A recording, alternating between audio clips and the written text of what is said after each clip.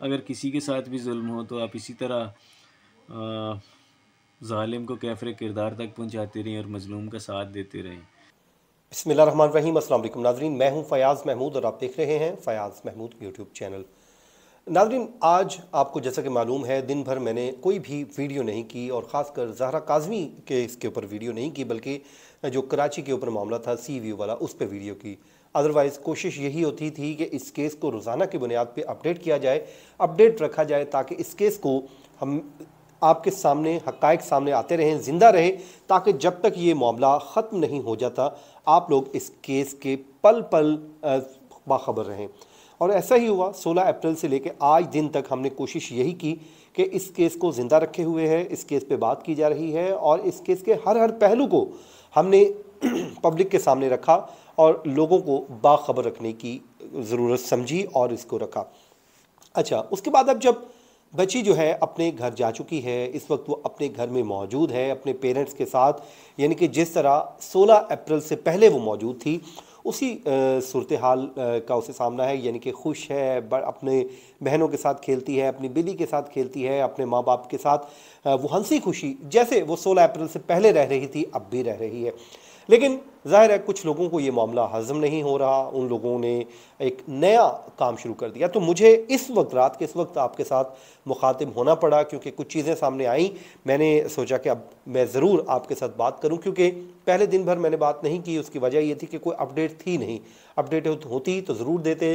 जैसे कि आने वाले दिनों में एक दो केस लगे हुए हैं, जिसमें 16 जनवरी को एक केस समाअत के लिए फ़िक्स है, जिसमें मेरे ख्याल में जज की जो केस मुंतकली वाला मामला है, उसके अलावा 19 तारीख को जो ट्रायल लगा हुआ है, ट्रायल मरकज़ी इस केस का ट्रायल क्योंकि अभी ख़त्म नहीं हुआ, तो ये केसेस हैं। तो जब मैंने यही सोचा कि अब जिस दिन उनकी समाअत होगी तो आपके साथ मैं चीज़ें शेयर करूँगा। लेकिन अभी एक मामला आ गया है इंटरव्यू का, और ज़हरा काज़मी का इंटरव्यू की बात चल रही है कि इंटरव्यू होने जा रहा है या इंटरव्यू आ गया है।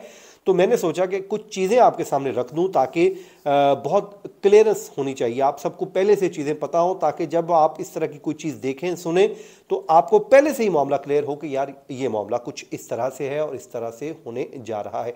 और दूसरी बात, शैला रज़ा साहिबा से मुतल्लिक कुछ चीज़ें सामने आई हैं जो आपके साथ मुझे इस वीलॉग में शेयर करनी है। तो सबसे पहले हम बात कर लेते हैं उस इंटरव्यू की, जिस इंटरव्यू की बाज़गश्त पिछले 1-2-3 से चल रही है।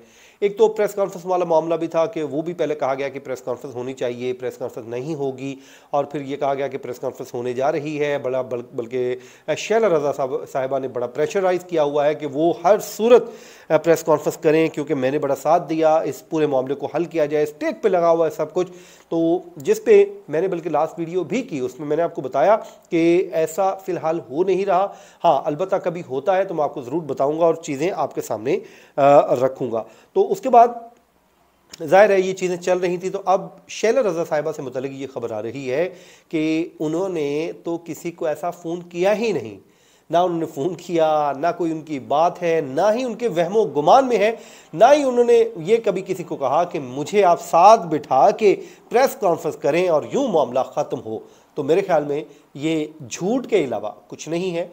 ये आपको बड़ी ऑथेंटिक मैं इंफॉर्मेशन आपके साथ शेयर कर रहा हूँ, जो आपके साथ मैं इस वक्त शेयर कर रहा हूँ, बड़ी ही ऑथेंटिक इन्फॉर्मेशन है, फर्स्ट हैंड इन्फॉर्मेशन है जो आपके साथ सामने आ रही है। और ऐसी कोई बात नहीं है, आपने किसी बात पे यकीन नहीं करना। और जब ऐसा कभी कुछ हुआ तो इंशाल्लाह जैसे पहले हमने बड़ी खबरें ब्रेक की, अब भी हम ही वही खबर ब्रेक करेंगे। उसके बाद जनाब, ये तो हो गया जी शैला रज़ा साहिबा का मामला।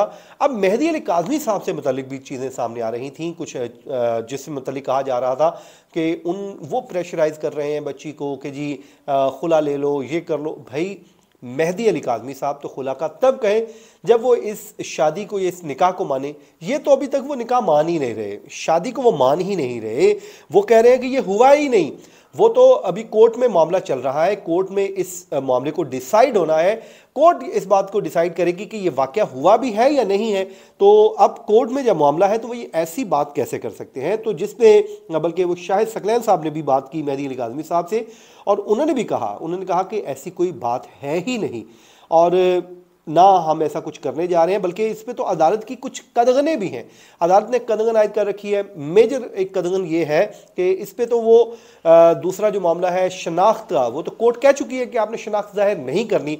जब कोर्ट ने शनाख्त जाहिर करने से रोक रखा है तो फिर कैसे इस मामले पे किया जा सकता है। उसके बाद अब मेहदी काज़मी साहब कहते हैं कि जी इंटरव्यू से मुतल्लिक अगर बात करें तो कुछ लोग हैं वो जो मुसलसल रब्ता कर रहे हैं, जानने वाले भी हैं, वो कह रहे हैं कि इंटरव्यू दें, इंटरव्यू करवाएं, ज़हरा काज़मी का हमारे साथ इंटरव्यू करवाएं।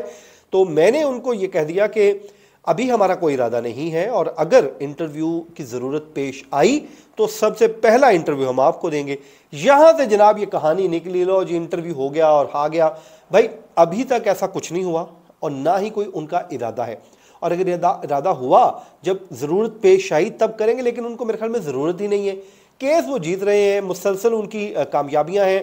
देखें, पहले कहा गया बच्ची नहीं मिलेगी, बच्ची मिल गई, बच्ची उनके घर चली गई। अब वो अगली केस की तैयारी कर रहे हैं, सरप्राइज़ उनके लिए, मुलजिम को घुमाने के लिए वो तैयार हैं कि मुलजिम को अब हमने फ्री नहीं करना। आप वो वीडियो पैगाम में कह चुके हैं कि जनाब अभी तो हमने एक जो है फेज़ जो है अचीव किया है, मंजिल अभी आगे है। वो कहते हैं कि हम इन मुल्ज़िमान को कानूनी तौर पे सजाएं करवाएंगे, इनको इबरत का निशान बनाएंगे, ताकि इनकी जुर्रत ना हो आइंदा ऐसा कोई काम करने की, किसी को बेटी को यूँ ले जाना और उसके बाद उस पर पक्के हो जाना। तो वो तो भाई डटे हुए हैं। मुल्ज़िम को चाहिए कि अपने लिए आप अच्छा वकील करें, तैयारी करें, बजाय कि इधर उधर की बातें करने से क्या हासिल।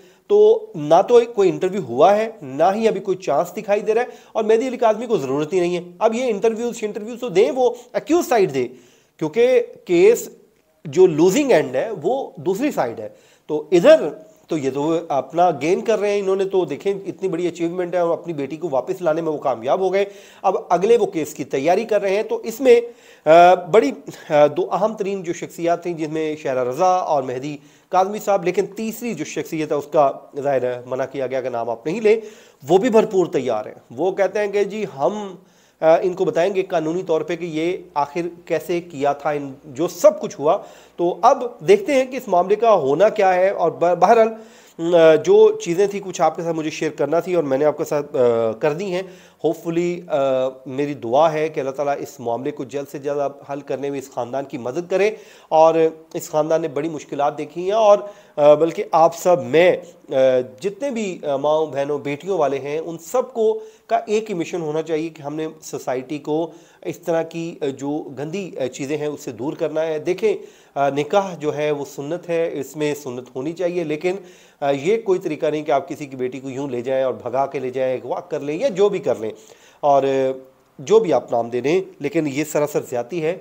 इसको किसी सूरत एक्सेप्टेबल नहीं है, बल्कि वो जो तरीक़ाकार इस्लाम ने तय कर रखे हैं उसी के मुताबिक शादी होनी चाहिए।